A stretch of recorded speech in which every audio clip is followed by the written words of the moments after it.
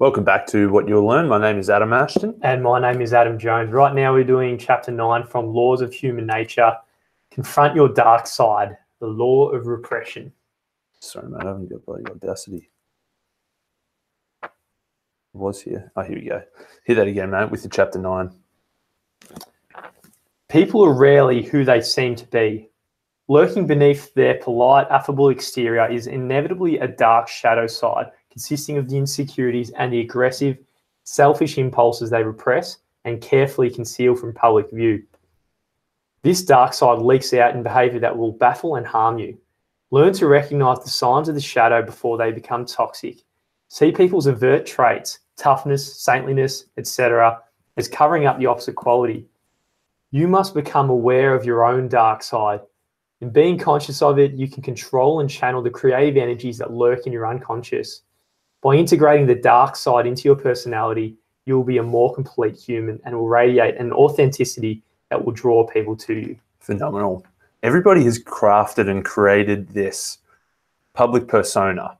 It's what we show to the world, and we've accentuated our own strengths and we've concealed our weaknesses. Obviously, everybody has these weaknesses. And when he says that everybody has this repressed part of themselves that they've hidden deep, deep down inside them, it's much less socially acceptable. And he says the dark side, or as Carl Jung calls it, the shadow.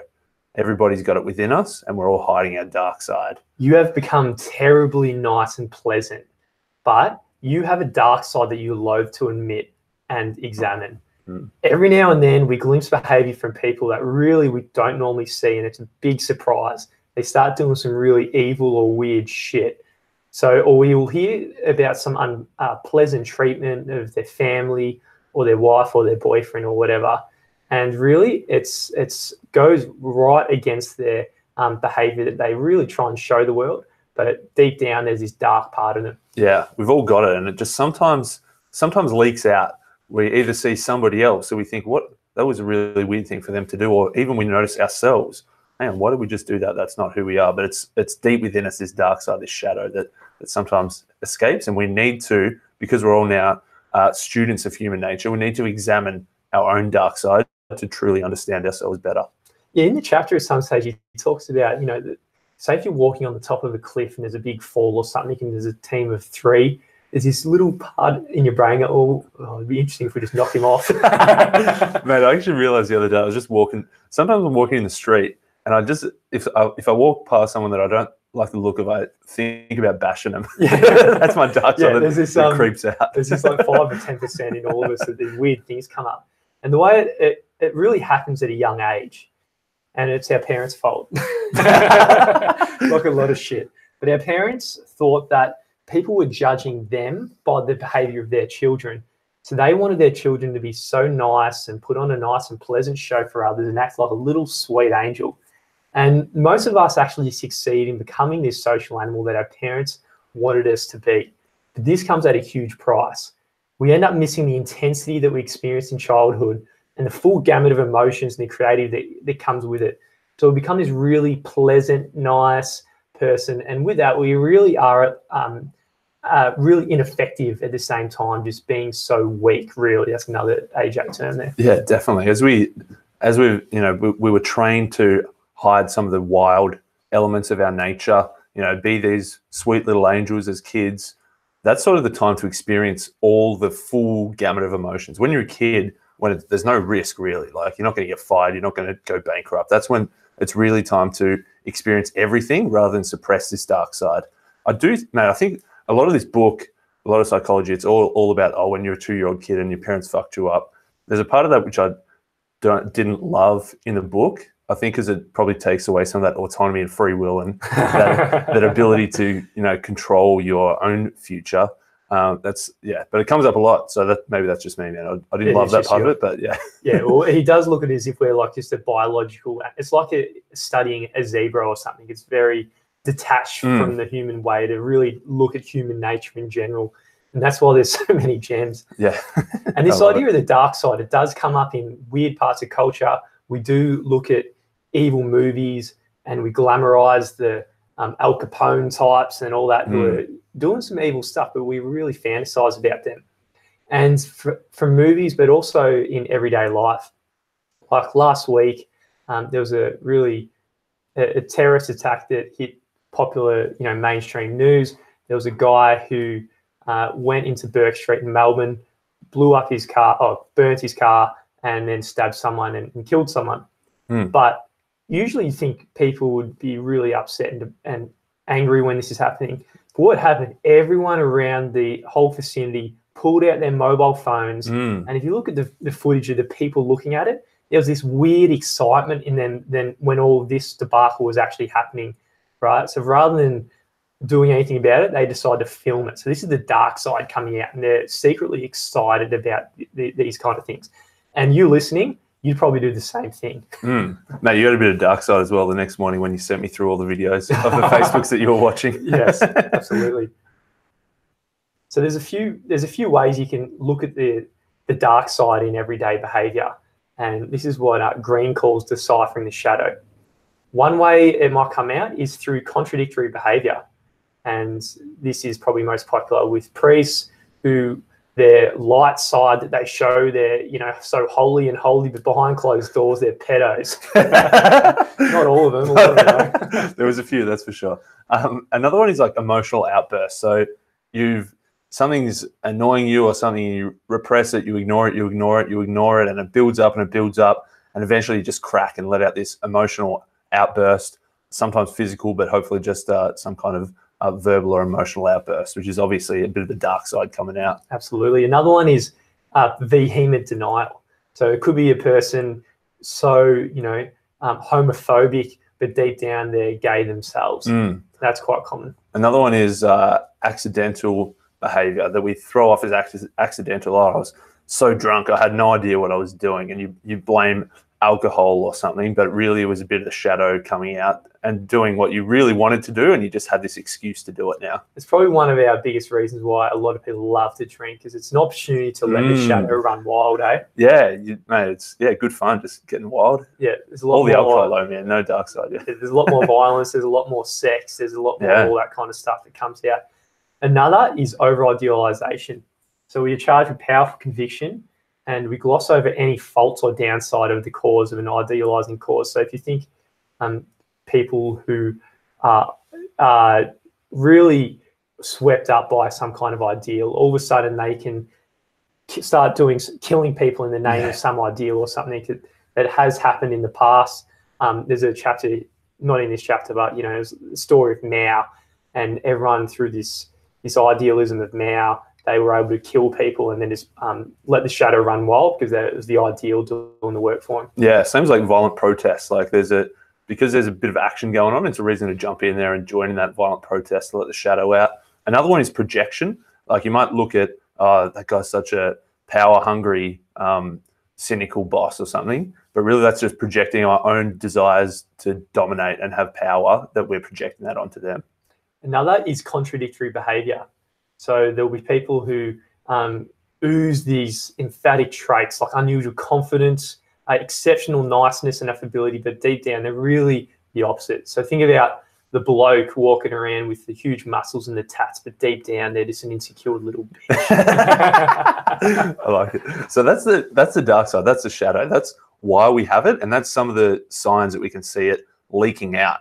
And so what our goal is to better understand ourselves is to become what Green calls an integrated human. So rather than being who you are plus the shadow hidden underneath, you're saying you need to integrate the shadow into your full personality. So in the course of our lives, we're going to meet these people who appear to be especially comfortable with themselves. They're able to laugh at themselves. They can admit their shortcomings. They can admit all the mistakes they've made. At the same time, they're playful. They have an impish edge to them, and they've retained more of this child within throughout their lives. I don't know if it's that they're conscious of the shadow. They probably don't know this exact term, but they've subconsciously, adopted this shadow and allowed themselves to have both sides of their personality integrated. And a popular character that really comes to mind straight away is like someone like Joe Rogan, right? He's still got that child personality with him, but he's still got that dark side. Like he can just judo kick you across the face, right? He is really an authentic, integrated human and incredible podcaster.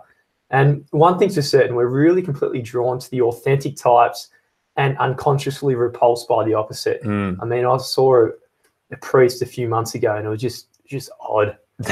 Not all priests. This priest was really odd, and it just seemed inauthentic and weird, and I was kind of repulsed by him. You can almost sense when someone's really repressing something and they're putting on a facade of that they're completely pure, and there's no actual. They're trying to really hide that dark side. You can almost tell that there's something else going on underneath. So we want to get our shadow and integrate it into our personalities. Good news is green has got 4 ways to reconnect us with the shadow. Step 1 is to see the shadow. So as we said, we're always trying to repress it. The first thing we need to do is realize it's there and see it in ourselves. It's very easy to see it in other people and moralize about the dark side of all these other people, but it's much harder and more difficult and takes a lot more guts to just see it in yourself. Oh, definitely, man. Number 2 is you need to embrace the shadow. So when your natural reaction when you look at your own shadow and you go, oh, fuck, I don't want to kill my boss, do I? So say the idea of killing your boss or something, which is a real thing, I think, that pops up in people's heads. That's some shadow. So naturally you're going to feel really uncomfortable and only maintain a surface awareness of it. But your goal is the opposite. It's not just complete acceptance, but to integrate it into your present personality. Yeah.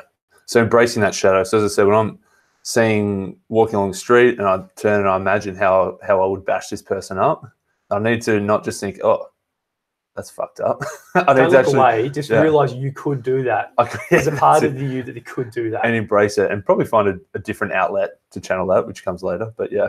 Number 3 is exploring the shadow.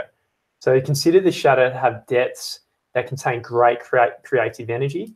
So with our conscious thinking, there's real limits to how deep you can go, but your unconscious has this limitless material from memories, experience, information absorbed in study.